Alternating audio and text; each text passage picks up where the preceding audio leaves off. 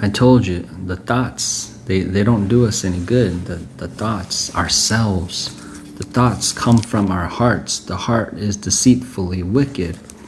And yet that's what we use, that's what we trust. And so you might say, well, what else is there? God, the Spirit of God, His thoughts. He gives us His thoughts.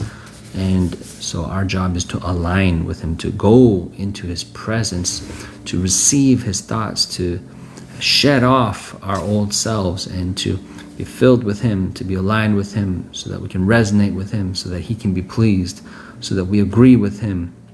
It transforms when someone is singing a certain pitch, a certain note, and then someone else enters that and sings the same note, same pitch, and then there's this resonance, there's this amplification. It just clicks in, and there's an agreement, there's harmony, and it's beautiful, and people like it. They stand, they applaud, they give a standing ovation because you made a beautiful sound, a beautiful music, a beautiful song. This whole world, this whole earth, all creation, it's an expression of God. It's the work of God. It's what He's doing. And we got to know, we got to listen, we got to tune in. What does He like? What is He trying to do? What is He trying to express? What is this work? Right? What is this work of art? This work of beauty and bands. What is He doing? What is He securing? What is everlasting? What is going to last? What does He say will be everlasting? What does He say that He likes to sit at His right hand? Right? What kind of man is that? What manner of man ought we to be? Seeing these things are to come, the judgment and the threshing and the separation, the wheat and the chaff and the tares and the wheat. He says, you can enter in. I'm delineating this. I'm defining this.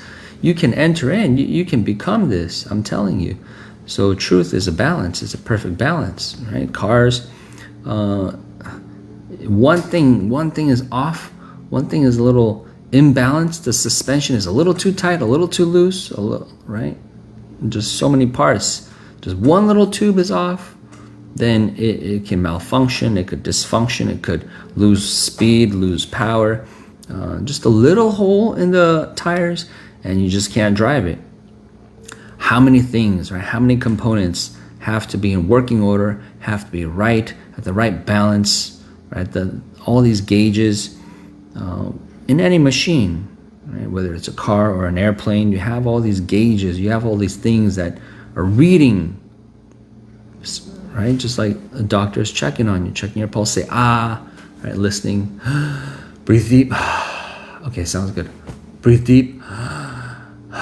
Okay, sounds good, right? Check. All systems are running. Go. They're green. There's spiritual things you got to check too, right? We come to God and we check ourselves. We align ourselves. We get the diagnostics. Am I right? Am I good? Oh, that's too much sadness here. Oh, that's too much anger. Oh, you count that as complaining, God? Oh, right? And you check. Oh, I thought that was fine. I thought that was normal. The world says, yeah, that's why we come to God. Because He says, no. Right?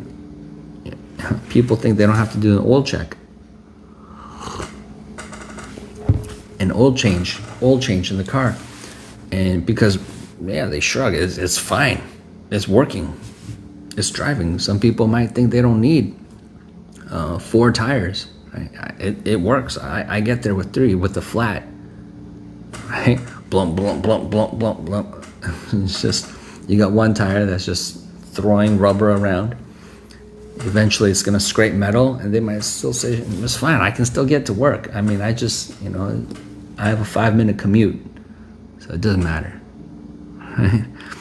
And you talk to a race car driver or an engineer, someone who cares more, someone who knows more about the cars, they keep it in tip-top shape. Someone who is a better steward of their things, it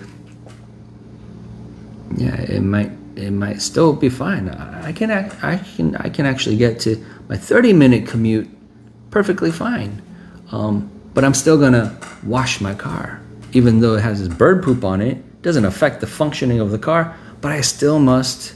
No, it's got to be clean. It's got to be right. Now I'm gonna take care of this.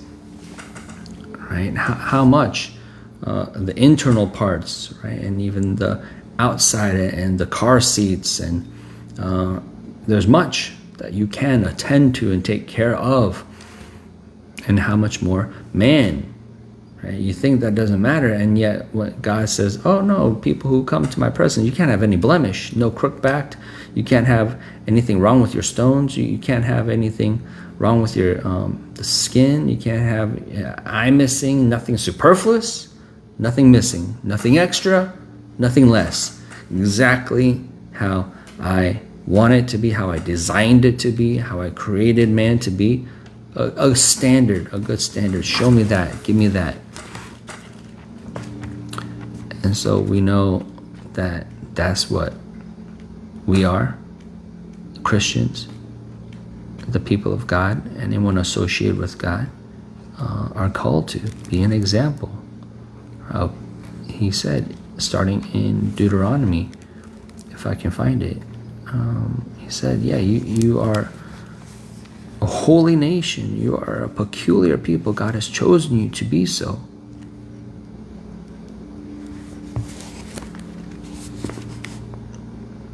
In Deuteronomy 28:8, the Lord shall command the blessing upon you in your storehouses and in all that you set your hand unto, and he shall bless you in the land which the Lord your God gives you. The Lord shall establish you an holy people unto himself, as he hath sworn unto you, if you shall keep the commandments of the Lord your God and walk in his ways.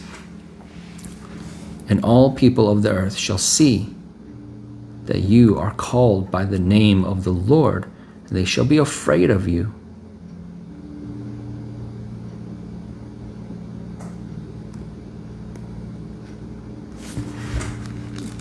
And there's other parts here. Let me see if I can find it.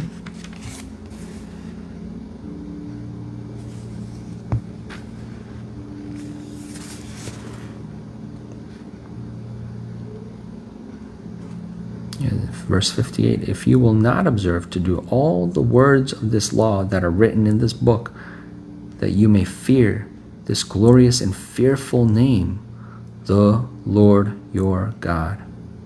The Lord your God. That's in all caps in my Bible. Then the Lord will make your plagues wonderful, and the plagues of your seed, even great plagues, and of long continuance, and sore sickness, and of long continuance. And so it works both ways. It works both ways. He's going to bless you as an example of obedience. He's going to curse you as an example of, they said that's what they're going to say. When you disobey, they're going to say, it's because, here it is. Here it is, 29:24. Even all nations shall say, wherefore hath the Lord done thus unto the land? What meaneth the heat of this great anger? Then men shall say, because they have forsaken the covenant of the Lord. How would they know? They're going to know. God's going to let them know. Because they have forsaken the covenant of the Lord God of their fathers, which he made with them when he brought them forth out of the land of Egypt. For they went and served other gods and worshipped them, gods whom they knew not, and whom he had not given unto them. And the anger of the Lord was kindled against this land, to bring upon it all the curses that are written in this book. And the Lord rooted them out of their land in anger, and in wrath, and in great indignation, and cast them into another land, as it is this day. Right? They're going to say that. It says, they'll say that. How would they know? How would they know? How are they going to know? They're an example. They're a city on a hill, whether to obedience or disobedience. You've sworn unto the Lord your God.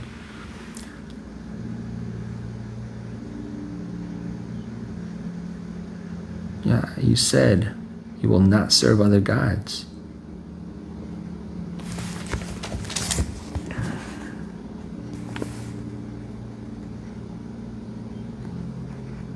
Okay, Deuteronomy 31.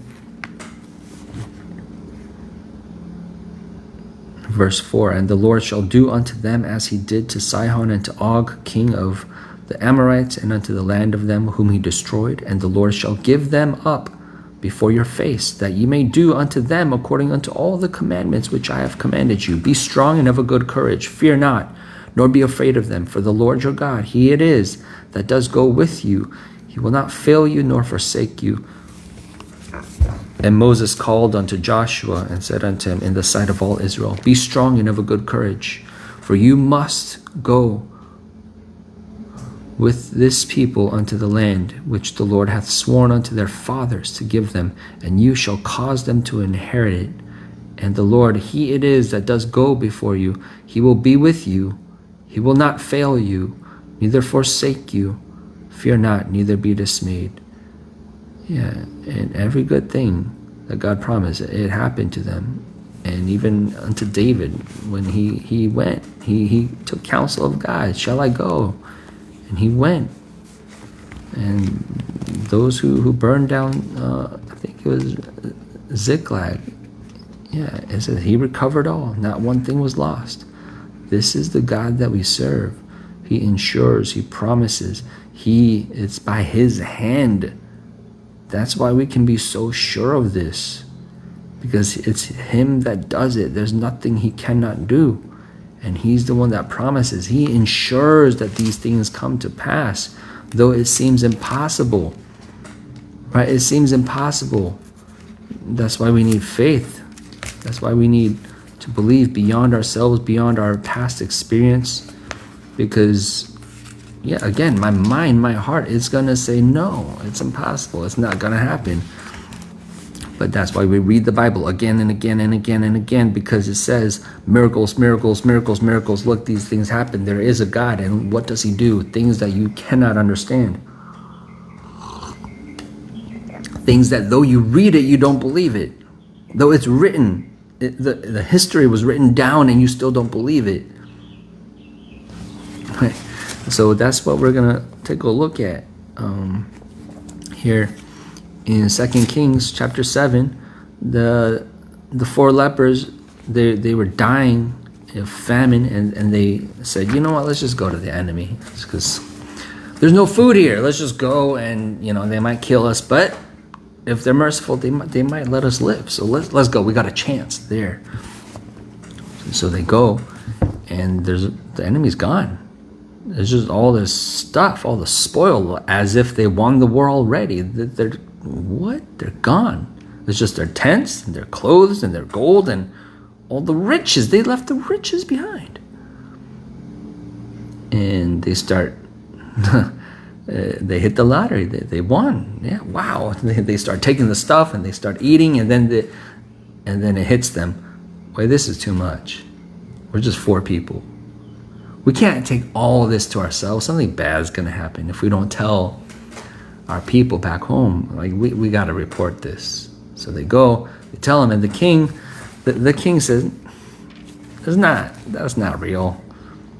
Right? The king arose in the night and said unto his servants, I will now show you. I know what's happening. I know. He doesn't know, because he's in his flesh. He doesn't have faith. And he says, I'll show you. Him and the servant that served him, yeah, they both are discouraged. No, I can't believe. I will not believe. The sin is strong. The effects of it are strong. The curse is strong. And we're done. It's doomed. Darkness will prevail. There is no God. God is destroyed. God is gone. There may be used to be God, but it's not in my mind. It's not in my heart. I will not believe. Right? He says, I will now show you. I will tell you. Right? I declare. Right? I'll tell you what things are. There's no word from God. There's no promise from God. He didn't say anything. There's nothing to reference, though there was. Right? Elisha said, hey, this is going to happen. And the king didn't make room for that. He said, no, I know things. I know Murphy's Law. I know bad things happen. When bad things happen, I had a friend who told me that. In college. They told me an interesting principle. They said, John, when bad things happen, they happen in 3s. What kind of principle is that? Like, how do you ensure that? How do you know that? Well, what physics class did you take to prove that principle. They come in threes, huh? Yeah, when one thing bad happens, there's another thing bad that happens again. And you could believe anything. You could believe anything. You could be deceived. If there's no God, you can make up your own laws and you'll see it. You'll find it. And so I started being aware of it. Really? Let me see. And yeah, sure enough. Right? You drink a cup of tea and it's too hot. Oh, right? And then what happens? Not only did you burn your lip, right? You're gonna jump up, oh, and then you're gonna spill. Maybe it's hot coffee, and you got a stain on your shirt. And then, but you don't have time to change. You go to your job interview. You look horrible. You didn't get the job. You burned your lip. You stained your clothes. You didn't get the job. 3. Right? That's true. It happened. It happened. Now, whether it's true or not, I don't know. But I know there's a God. That's the prevailing truth. Right? There might be curses, laws of curses, patterns of curses. But who wants to be an expert in that? You want to be an expert in the rare things, in the rubies in the earth. Oh, you know what I found? You know, there's treasure, there's God, there's blessings, there's the secret things belong to those that God has revealed them to. Yeah, you don't have to have a cursed mind with cursed experiences and reference the curses if you're obedient unto God. Right? The secret things belong unto the Lord our God, but those things which are revealed belong unto us and to our children forever, that we may do all the words of this law. Right? God reveals things so that we may obey, so that we may continue to have more things revealed and joy in the Lord, knowing the Lord, so that we can obey more, so that we can be motivated more. And he adds to that momentum so that he can have his people. Well done, my good and faithful servant. Right? I've been shaping you and you and you and you, and welcome to my banquet. Right? What's that speech gonna be like when he raises his cup? Right? When everyone's clanging their silverware on the cups, right? Oh, speech. Right? Well done, you all. Right? We all here, gathered here, are those that have been shaped by God, that have submitted to the process. When God said, go, you went. When he said, stop, you stopped. Right? And though it was hard, you denied yourself, you took up your cross, and you followed my son. You followed Jesus. You followed me. Right? And here you all are. Right? You made it. You made it.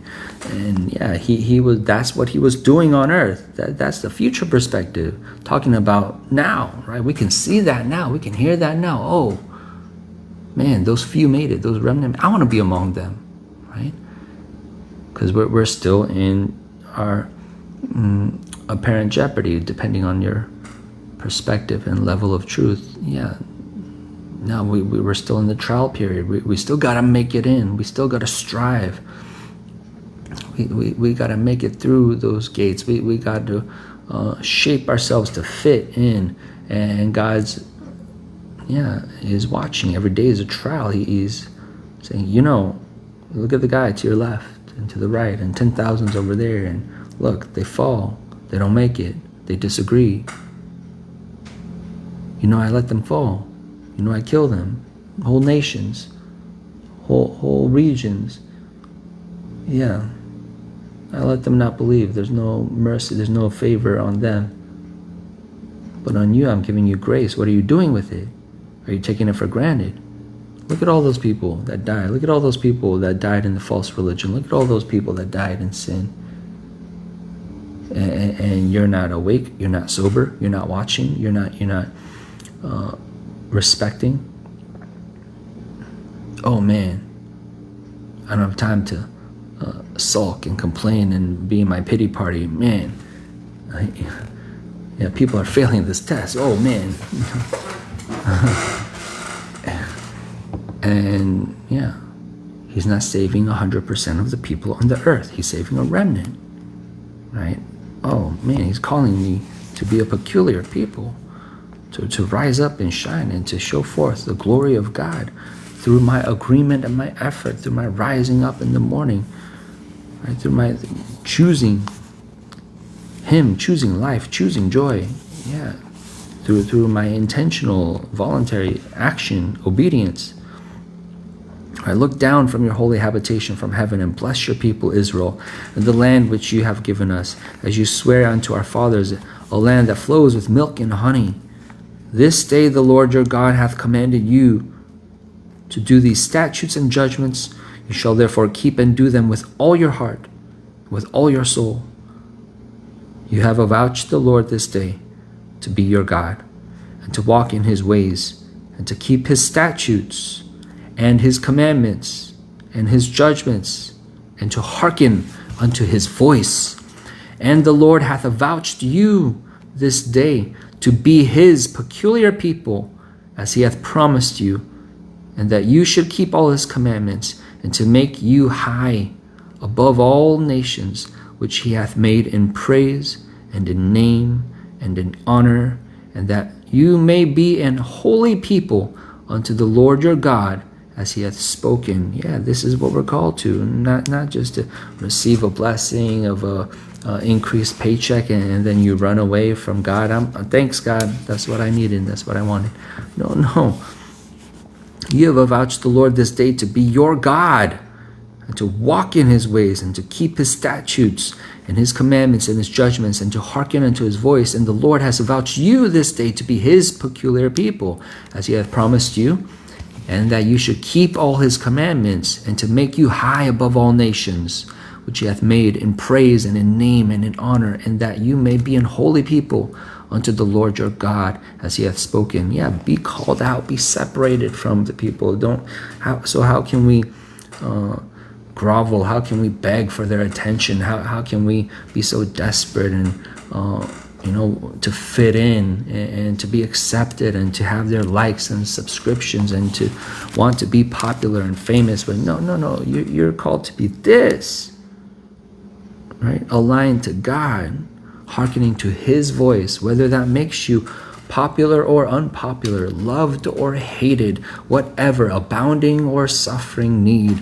You can do all things content, because up or down, you got this stable God, you got this faithful God who's telling you to be strong and of a good courage, do what I tell you, right? And let things play out, right? Let them get saved, let them go away, and just say this. Say my word, say what you heard, say what I tell you, do this. And it's going to be good. It's going to be good for those that obey. But look at this. Look at the world. Look, back to 2 Kings chapter 7. This is the enemy. We heard what the king said. Look at what the enemies say. Look at what the enemies say. Verse 5, and they rose up in the twilight to go into the camp of the Syrians, and when they were come to the uttermost part of the camp of Syria, behold, there was no man there, for the Lord had made the host of the Syrians to hear a noise of chariots. Okay, so this is why the camp was empty. The whole army heard chariots. They heard a noise of chariots and a noise of horses, even the noise of a great host.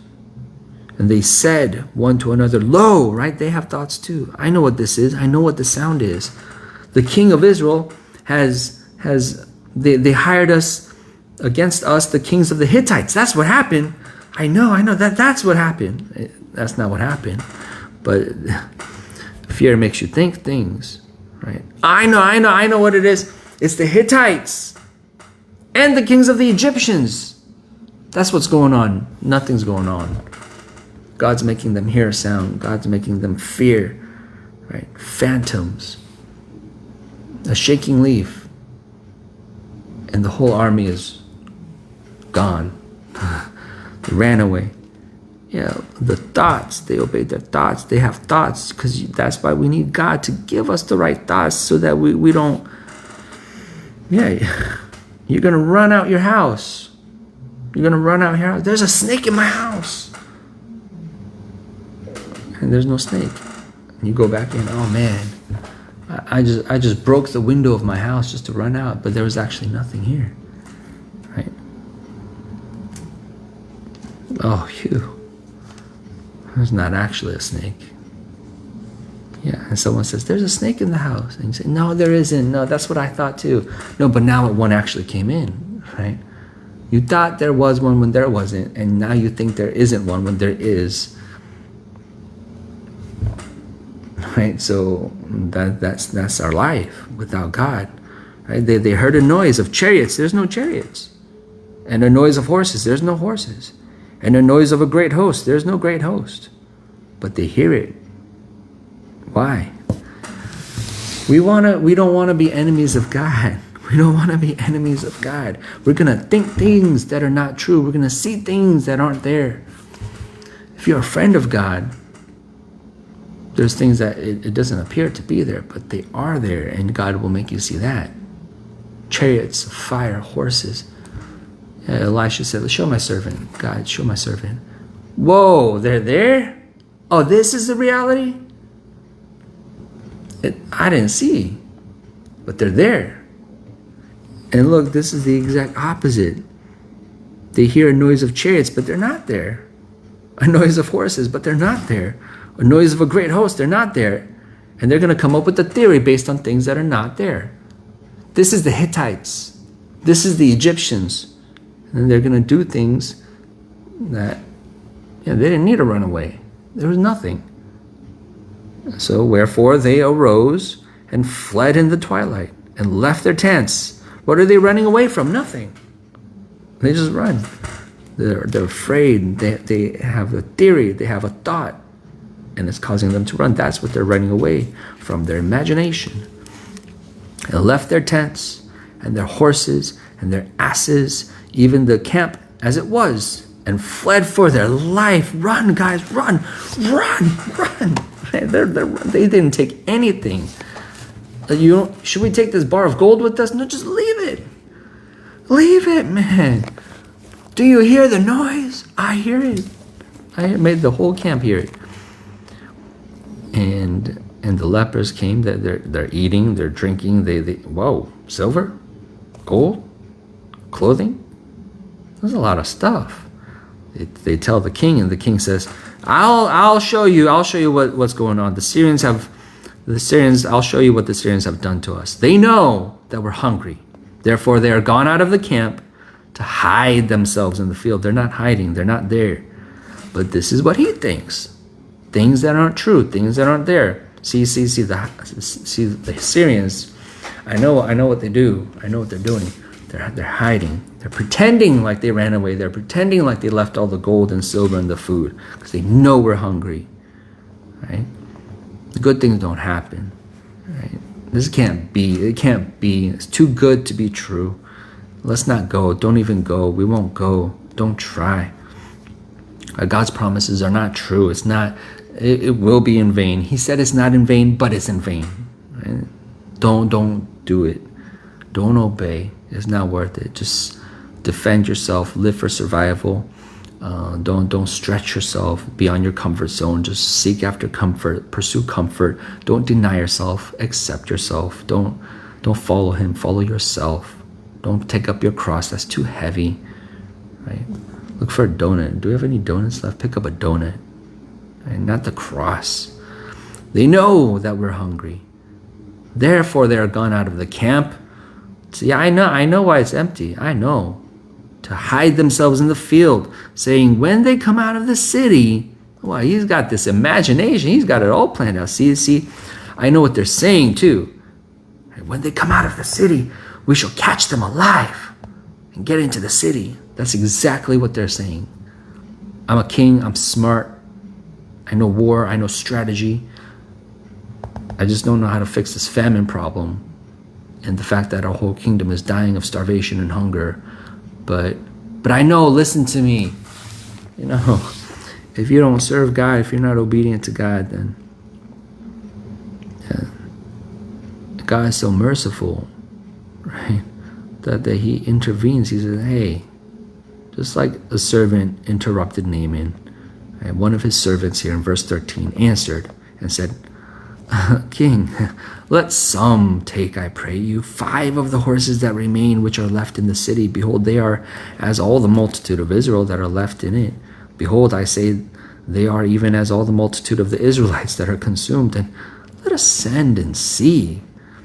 And they took, therefore, 2 chariot horses, and the king sent after the host of the Syrians, saying, go and see.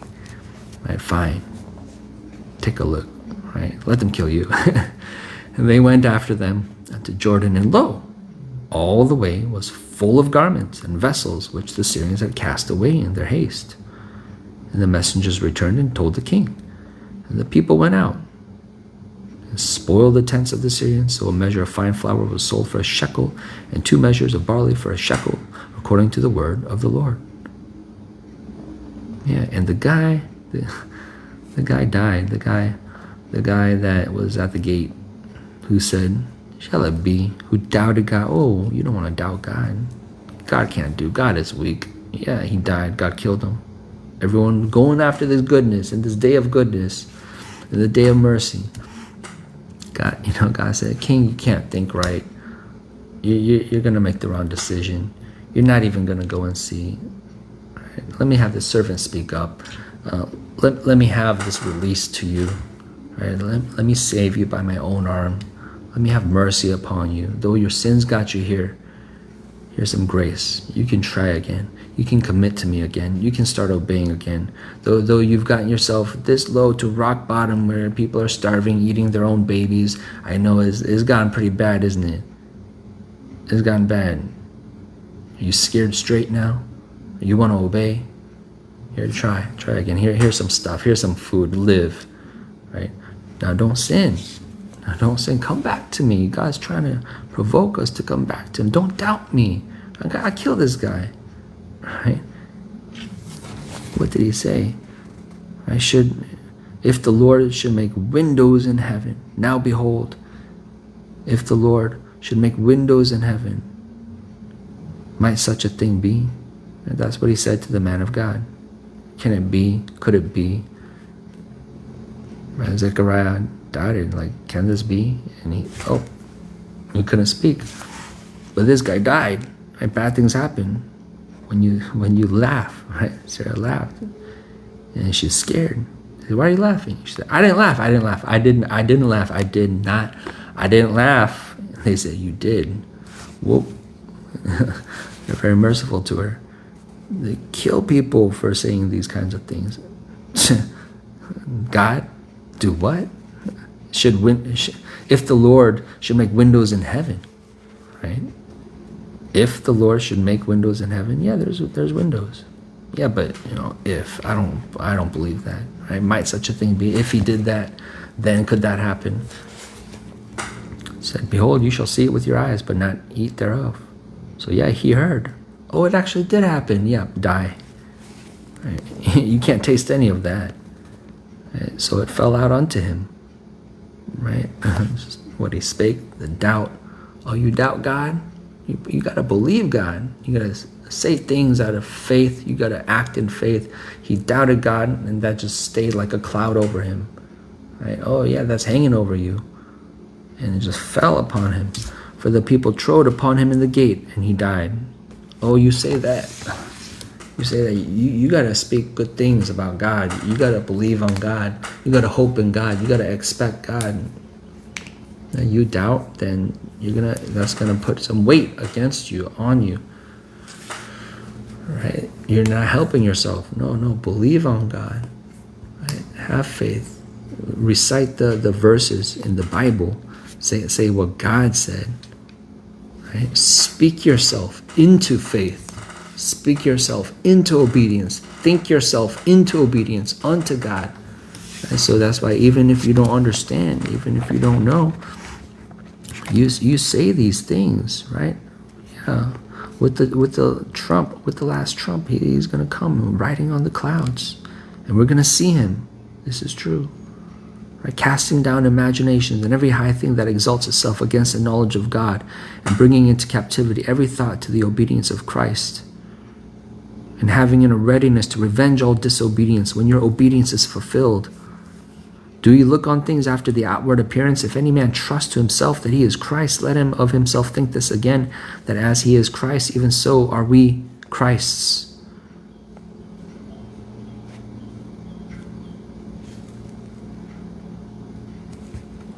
And so, yeah, we dig in and we agree. What does God say? What are God's words? I know that this shall turn to my salvation through your prayer and the supply. There's a supply of the Spirit of Jesus Christ, according to my earnest expectation and my hope that in nothing I shall be ashamed, but that with all boldness as always, so now also Christ shall be magnified in my body, whether it be by life or by death. For to me to live is Christ and to die is gain. To live is Christ. To live is Christ and to die is gain. Yeah, so we keep reciting what God says. Let nothing be done through strife or vainglory, but in lowliness of mind. Let each esteem other better than themselves. Yeah. Be strong in the grace that is in Christ Jesus. And the things that you have heard of me among many witnesses, the same commit you to faithful men who shall be able to teach others also. And so we live this, we think this, we erase our thoughts, we let them come up just so that we can erase them. And then we rewrite our thoughts. Yeah, this is what I should think. This is what is true. This is what God said. This is what's going to happen. Right? In flaming fire, taking vengeance on them that know not God.